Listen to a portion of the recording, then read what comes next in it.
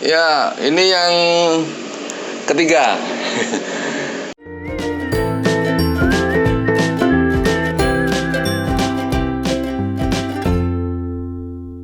Aku agak mikir ini lama karena nggak kontak nih, nggak di depan kamera untuk bikin channel YouTube. Oke, selanjutnya aku akan bicara tentang uji autokorelasi. Nah, uji autokorelasi ini biasanya digunakan untuk kita menguji pada data-data yang bersifat time series atau data urut waktu. Tujuannya apa? Jadi tujuannya adalah agar kita bisa tahu apakah terjadi hubungan antara data pada periode pengamatan sebelumnya dengan periode pengamatan sesudahnya. Jadi ini memang uji ini dikhususkan untuk data yang sifatnya time series. Nah, contoh nih, tanpa menyebut lembaga ya.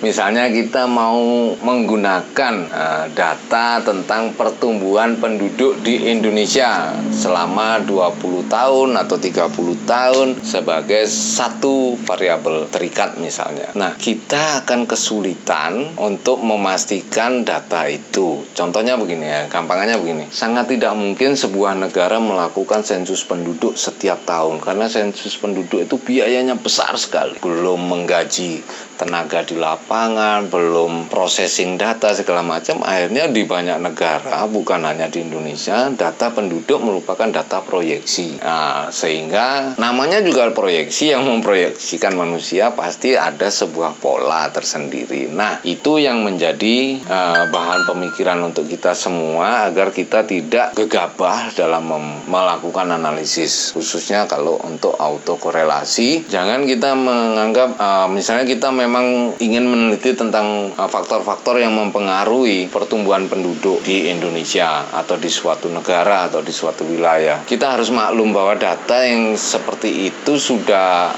akan sangat mungkin terjadi autokorelasi. Nah, karena itu mungkin rekan-rekan akademisi mungkin bisa lebih bijak bahwa sebenarnya data itu adalah data hasil proyeksi yang tentunya akan membangun sebuah pola. Nah, kelemahan pada saat kita menggunakan aplikasi pengolahan data untuk uji autokorelasi adalah semacam ini. Nah, ini contoh nih. Ini aku punya data, ada perusahaan A, perusahaan B.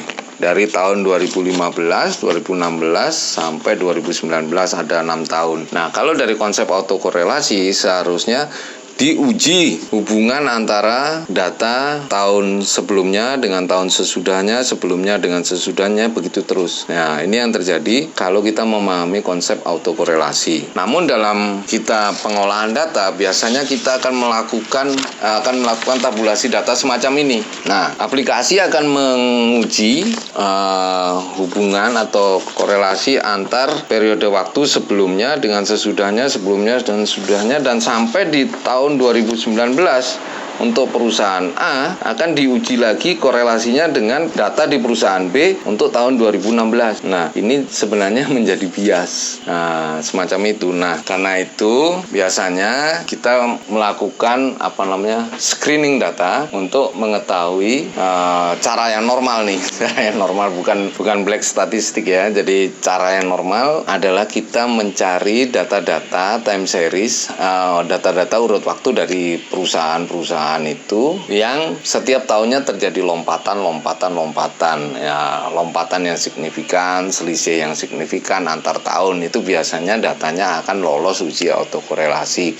Kalau datanya misalnya di tahun sebelumnya itu datanya senilai 0,211, kemudian di tahun berikutnya 0,222, tahun berikutnya cuman meningkat atau menurun 2,012. Nah, itu jarak yang sangat singkat, jarak yang sangat pendek, selisih yang sangat sedikit, itu akan menimbulkan kasus autokorelasi. Jadi sebaiknya dalam menganalisis itu sebaiknya dilihat dulu, kita pilih dulu data-data yang memang terjadi lompatan-lompatan yang signifikan sehingga kita bisa lolos dalam uji autokorelasi. Nah, kalau datanya itu sudah kita dapatkan, memang datanya itu data asli, data yang kita kumpulkan sendiri, data yang kita screen screening sendiri, apakah tetap perlu menggunakan autokorelasi?